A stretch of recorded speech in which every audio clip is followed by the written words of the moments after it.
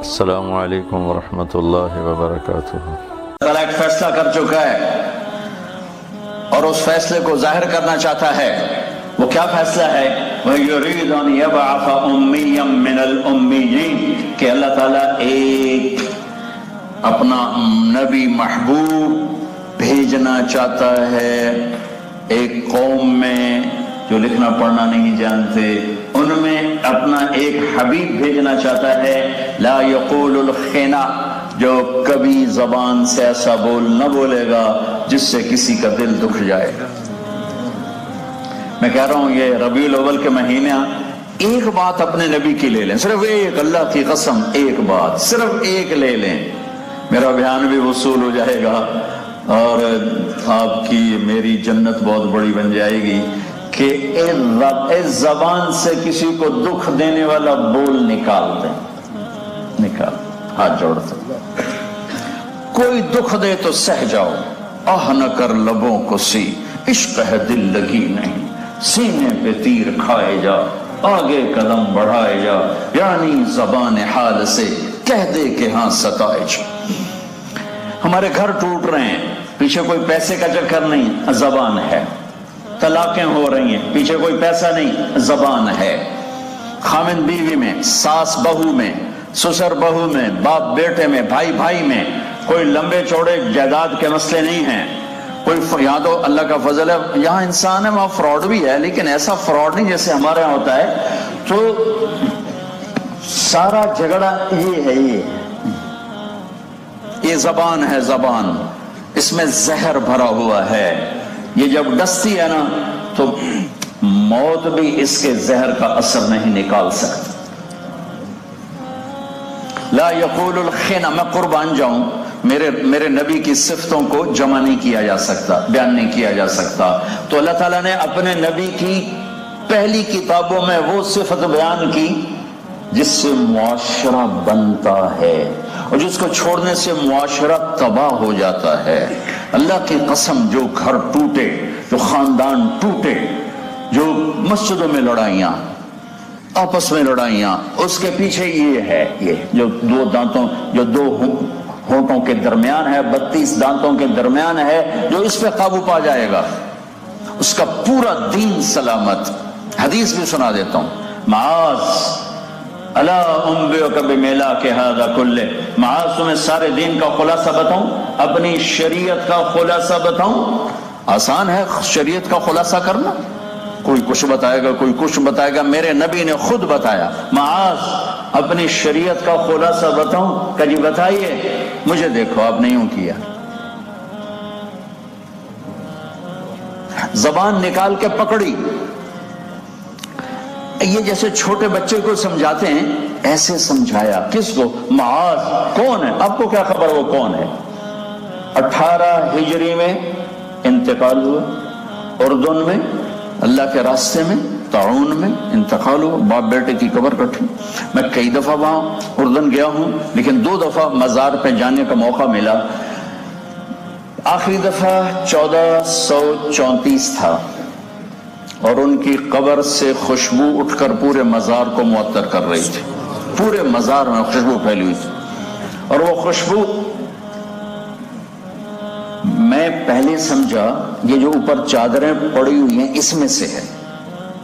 تو ایک آدمی میرے ساتھ مجھ سے پہلے وہاں کھڑا تھا، اس نے شاید میری نظروں میں میرا سوال پڑھ لیا، کہنے لگا آپ کو خوشبو آ رہی؟ میں نے کہا جی۔ یہ کیا خیال ہے یہ چادروں سے؟ میں نے کہا جی۔ کہ نہیں سونگو۔ وہ 8-10 چادریں میں نے سونگتا، کوئی خوشبو نہیں۔ اس نے کہا میرے دوست یہ خوشبو اس قبر سے آ رہی ہے، 1416 سال ہو گیا اس کو زمین میں گئے ہوئے اور قبر مہک رہی ہے۔ اور آگے کی بشارت کیا ہے؟ میرے نبی نے کہا قیامت کے دن میری امت کے علماء جو امت کا سب سے بہترین طبقہ ہوتا ہے، میری امت کے علماء کا جھنڈا قیامت کے دن معاذ کے ہاتھ میں ہوگا۔ اتنے بڑے آدمی کو یوں سمجھا رہے ہیں کہ کام بڑا اوکھا ہے، 30 ٹائر کے وہ ٹرالے کو بریک لگانا آسان ہے، یہ 2 انچ کی زبان کو بریک لگانا مشکل ہے. جس نے اس پہ قابو پا لیا اس کا پورا دین محفوظ ہو گیا. جس کی زبان کھل گئی نہ اس کا دین ہے نہ اس کی دنیا ہے. ابو دجانہ رضی اللہ تعالیٰ عنہ فرماتے ہیں لوگو میرے پاس بخشش کا سب سے بڑا عمل یہ ہے کہ میں نے آج تک اپنی زبان سے کسی کو دکھ نہیں پہنچایا اور میرے دل میں کسی کے لیے بغض نہیں ہے, نفرت نہیں ہے. اور آج پتہ نہیں میں دکھ سے کہتا ہوں سب کا یہ کیا عورتیں کیا مرد, کیا نمازی کیا بے نمازی, اور معذرت کے ساتھ کیا علماء کیا غیر علماء, سب کی زبانیں بہت کڑوی ہیں, بہت کڑوی ہیں. ہم میٹھا بول بولنا ہی بھول گئے. ہزاروں سال میرے نبی کی آمد سے پہلے اعلان ہو رہا ہے ایک نبی آ رہا ہے جس کی زبان سے شہد ٹپکے گا.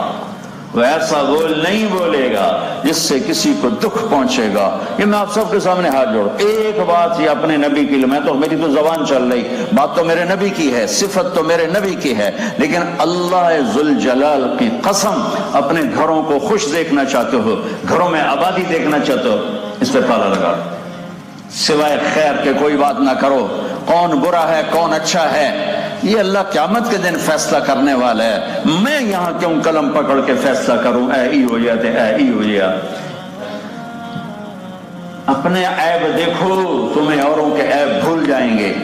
اپنے عیب نہیں دیکھو گے تو پھر اوروں کے عیب دیکھتے دیکھتے غفلت کی موت آئے گی, تباہی بربادی کا پیغام لے کر آئے گی. میرے اللہ کو غیرت ہے اپنے بندوں کے بارے میں, اچھا ہو یا برا ہو میرے رب کا ہے. میرے بھائیو لا يقول الخنا واجعل السكينة لباسه والبر شعاره والحق منطقه والاسلام ملته والهدي امامه لو يمشي على السراء لم يطفئ من تحت قدميه من سکینتی. میں تھوڑا سا آپ کو پچھلی کتابوں کا عکس دکھا رہا ہوں کہ وہ ایسا میرا محبوب نبی ہوگا, اتنے بڑے مقام کا ہوگا کہ میرا اس کا آمنا سامنا بھی ہوگا. تو میں اضافتاً کہہ رہا ہوں اتنے بڑے مقام پر لیکن زمین پہ چلتے ہوئے اتنی عاجزی سے چلے گا, اتنی عاجزی سے چلے گا کہ چراغ پر بھی اس کا پاؤں پڑے تو چراغ بجھنے نہ پائے. 4 پاؤنڈ توڑے بوجھے چند دیں توڑی ایتھے آ کر نہیں ہو جاندی, بڑے کوئی بندے بنو. کاغذ دے نوٹاں تے بھی کدی کوئی بندہ بڑا بنے. آدمی پیسے سے مالدار ہوتا ہے, بڑا نہیں بنتا, بڑا صفات سے بنتا ہے, یاد رکھنا. بڑی گاڑی میں بیٹھنے سے آدمی بڑا نہیں بنتا ہے. ہاں بڑی گڈی آ گئی, چوکھا مال آ گیا, لیکن بڑائی پیسے سے نہیں آتی, صفات سے آتی ہے. بڑا وہ ہے جو صفتوں میں بڑا ہو, چھوٹا وہ ہے جو صفتوں میں چھوٹا ہو. پیسہ اللہ نے امتحان کے لیے کسی کو زیادہ, کسی کو کم, کسی کو درمیانہ دے دیا, کسی کو بہت زیادہ دے دیا, کسی کو بادشاہ بنا دیا. یہ معیار نہیں ہے انسانیت کے, یہ میرے تیرے معیار ہیں. گدھے کو سونے کے زیور پہنا کے انسان تو نہیں بنایا جا سکتا.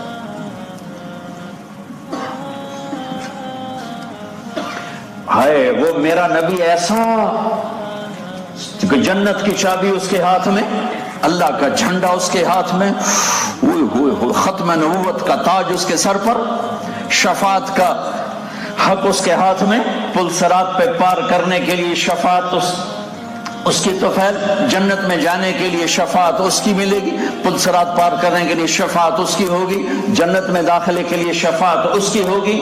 اتنی بڑے مرتبے والا چلے گا ایسے کہ چراغ پر بھی پاؤں آئے تو چراغ بجھنے نہ پائے. واہ واہ.